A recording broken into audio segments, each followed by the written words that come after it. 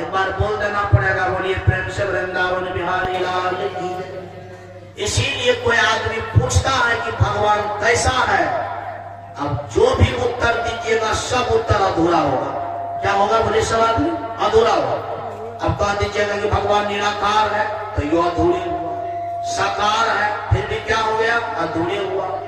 अब कहिएगा कि मुलायम है कि कठोर है, क्या बोलिएगा, अरे जो बोलिएगा सब अधूरा हो जाएगा। इसका मतलब है कि जहां कोई चीज की कमी नहीं पाई जाती है, सब कुछ पूर्ण हो जाता है, वही पूर्णता का नाम क्या है बोले सवाल में, भगवान। आइए, यशोदा मैया रस्सी ला करके बच्चा के पास बैठ जाती है, सोचने लगती है इसका क्या बांध। यशोदा मां सोचती है कि दोनों हाथ इसका मैं बांध देता हूं। यशोदा मां की हृदय से आवाज निकलती है, अरे हाथ तो उसका बांधा जाता है जो चोर होता है। अरे ये उल्टाया है, नटखट है, लेकिन चोर तो अभी नहीं, चूंकि उन समय उनका चोरी वाला आदत नहीं था।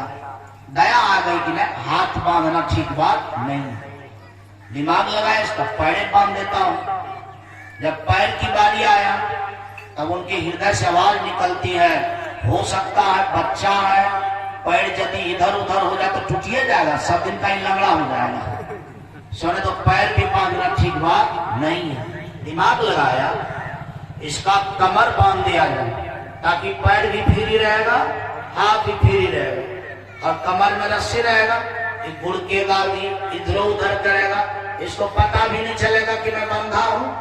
इसके बाद यह खेलेगा भी और इसको परेशानी भी नहीं होगी, नटखट वाला काम भी नहीं करेगा।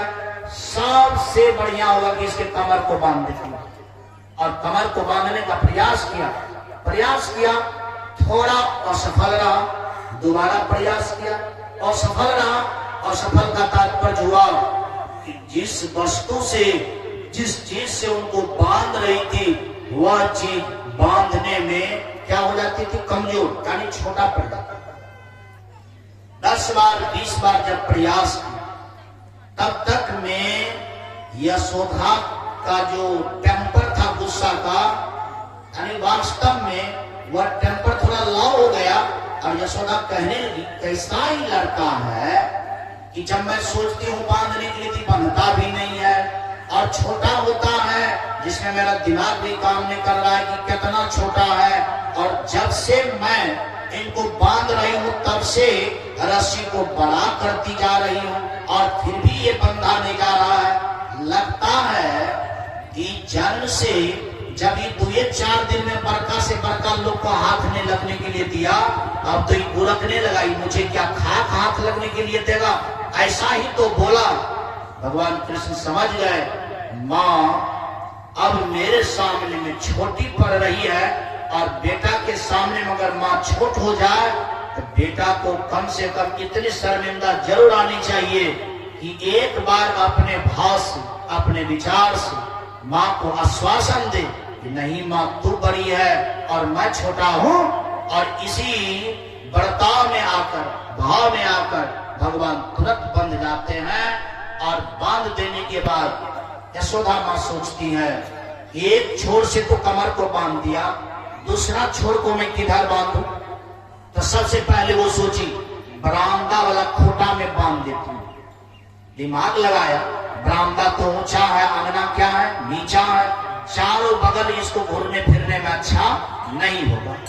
हो सकता है यदि चढ़ उतर किया, यदि गलत जाएगा, बंधा हुआ अवस्था में जब गलत जाएगा तो हो सकता है प्राणों पर खीरू इसका उड़ सकता है। सो नहीं तो एक काम करती हूँ, एक औखल आंगन में पड़ा था, उसी औखल के बीच में दूसरा छोर बांध दिया, और सोची कि इस औखल में अगर ये बंधा रहेगा, कि यशोदा निश्चित हो गई कि अब जब आऊंगी तो इसको मक्खन या दूध ही पिलाने के लिए आऊंगी, अब इनके पास रहने की कोई जरूरत नहीं है, ये अपना खेल। भगवान देख लिया कि यशोदा मैया अपना काम में लग जाती है। भगवान भी सोचे अब तो औजार भी मिल गया पेड़ के पास, पेड़ का कल्याण करने का। एक समय में तो मैं अकेला था, अब तो रस्सी भी हो गया मेरे पास, और फल भी मेरे पास हो गया। इसका मतलब है कि इस अस्त्र का क्या करना चाहिए, बोले समाज में उपयोग कर लेना चाहिए। याद रहे, प्रभु के डरता नहीं है, वो मुसीबत का उपयोग करके अपने जीवन को क्या करता है, बोले समाज सफल बनाता है। जीव के लिए मुसीबत दुख है और ब्रह्म के लिए मुसीबत हाईलाइटेड होने का एक साधन है। बोल देना पड़ेगा, बोलिए प्रेम से वृंदावन बिहारी लाल की जय।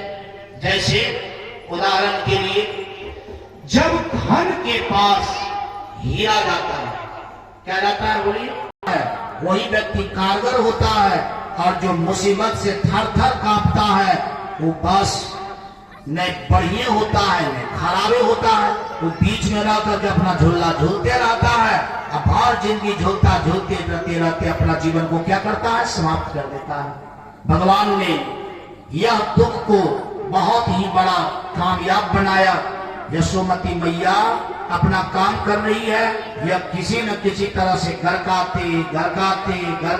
आगे पीछे करते करते नलकुबर और मणिग्रीव नामक व्यक्ति को श्राप होने के कारण